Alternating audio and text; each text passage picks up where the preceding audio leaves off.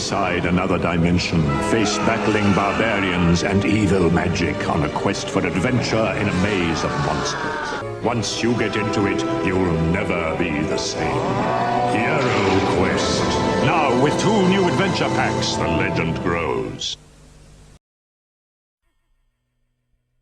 Hi, welcome back to Not Your Mother's Hobbies. Today we are looking at the Halberdier, one of the mercenaries that you can hire in the Hero Quest expansion Frozen Horror.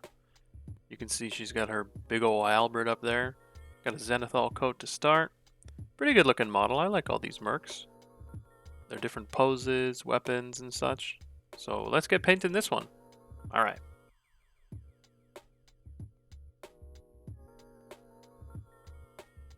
We're starting off with wildwood. You can see I got a little pot down there. That's just because I did a thinned mixed. I wanted some more control. I found out on the other miniatures, each of the different mercenary sculpts comes with 3, so plenty of testing. But I found out when I did the alternates of this one that I didn't need to thin it down. I had enough control. But if you want to, you can thin it down. I just did 50-50 with a medium to give me a little more balance. On the wildwood. I didn't know if it would be too strong or not, but take that with a grain of salt if you will, because then I did it just raw later and it totally worked fine. Next we're doing snakebite leather. This is going to be for the trim of the, I think it's a tasset, could be the tips of a surcoat or something, or a buff jacket underneath, but we're going to do the outline or the lining of this little tasset down here, as well as her boots. We're going to do this color. We're going to do a couple different leather colors all over this model, and that's why we've got our different browns going to break up all the surfaces and whatnot with just a little bit of different accents. So we got Gorgrunta, the more warmer kind of reddy brown rather than an orange yellow, and we're using that for the rest of the leather. So that's all the belts, the wrist bracers, and she's got some leather trim on her armor here that you're going to see.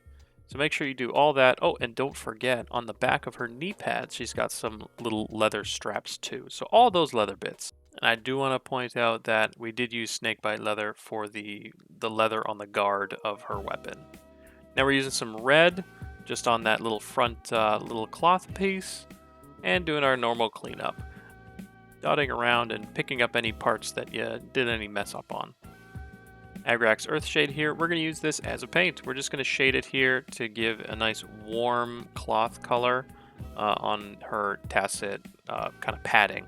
And then Basilicanum Gray here for all of the armor steel blocking. I'll let you know now that we are going to be doing all of the mercenaries with a similar or same armor scheme for the colors. And we're just going to be changing up the skin tones and the hair. So each video will showcase, it's going to be different poses, and you'll see their armor fluctuates slightly. So you'll see where to put those paints, but mostly focus on the skin and the hair being different for each one. So in this one, we've got a blonde woman with fair skin. And in the next one, you'll see a different skin tone. So just a heads up there that for the rest of the mercenaries, we're going to be doing the same scheme on all the different poses, so you can see kind of where they're going to go. Here we have Gullum and Flesh to give her fair skin, like I mentioned before.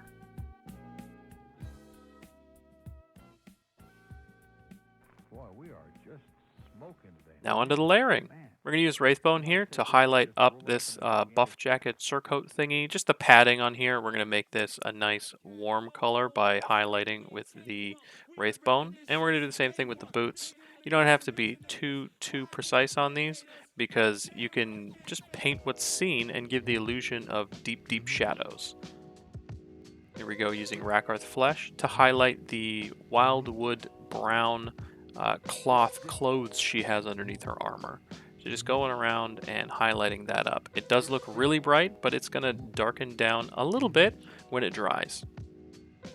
And don't forget the back and the front of her torso. She's got some cloth up there that we did in some tricky little areas. So just be careful, take your time, and spot those in.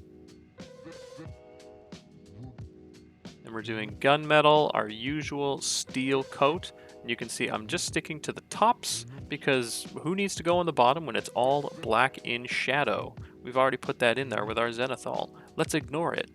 It's not skin or anything that needs to pop, so just make it some deep, deep shadows by leaving it out.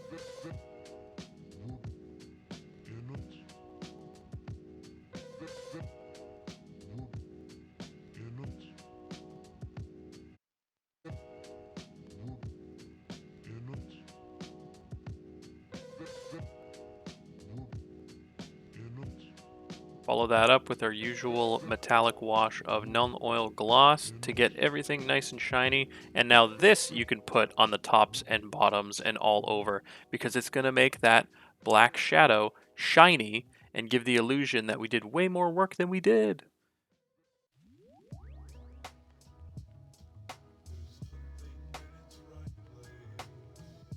Highlighting up her fair skin with the Cadian flesh tone. You can use this to clean up any mistakes as well, don't forget that.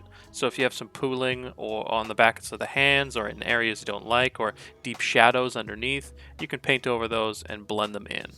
And then also be careful around the face, just do our normal highest points with some blending for cheeks and whatnot. Kislev flesh for the next highlight. We're doing knuckles, fingers, maybe a highlight on the back of the hand, and then the usual highest points on the face. So nose, forehead, cheekbones, and chin. You could even do a lip in there as well to really make them pop from the shadows. Just be careful, do your best, and if you make a mistake, try again. Retributor armor. We're putting some gold down here for the only gold on this miniature, the buckle. Follow that up with our Reikland Flesh Shade Gloss to make that all glossy good.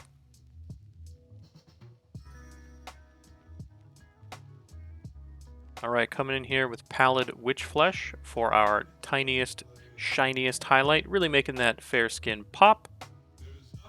Putting that in there. Knuckle bones really is only want on the hands, and then the tiniest, highest points on the face. So the tippy tips of cheekbones, forehead, nose, and chin.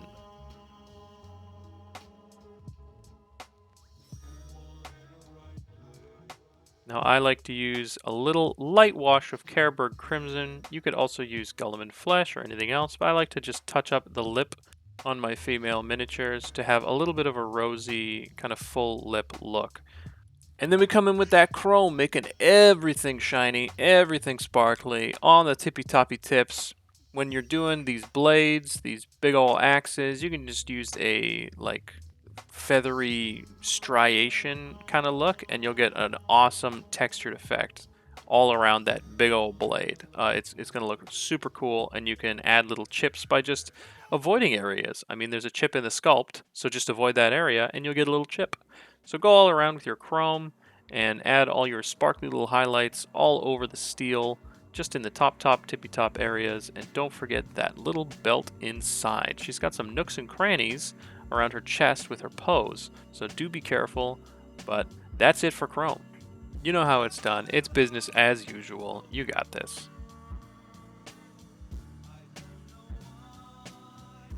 Now we're doing something special for the hair. We're doing some nice fancy highlights. We're going to do some Wraithbone for our initial highlight and just use some staggered tiny little strokes following the hair like direction, and leave some gaps in between. The easiest way to do this is to just try to follow the hair like you're painting individual hairs, and don't care if you get it into the cracks. Just start by following the hairs and just do little swipes, and if you get in the cracks, great. It's fine. It's going to look awesome. Followed up by our bold titanium white. This is what's going to make our highlights super sick. Super sick. Holy crap, this is a game changer. I had so much fun putting this titanium white on that when it came to the extra miniatures, oh my gosh, I got to experiment so much. My hair game is, in the words of the master Kenny Boucher, next level. And then we follow that up with our usual basing technique for these miniatures, and we're done.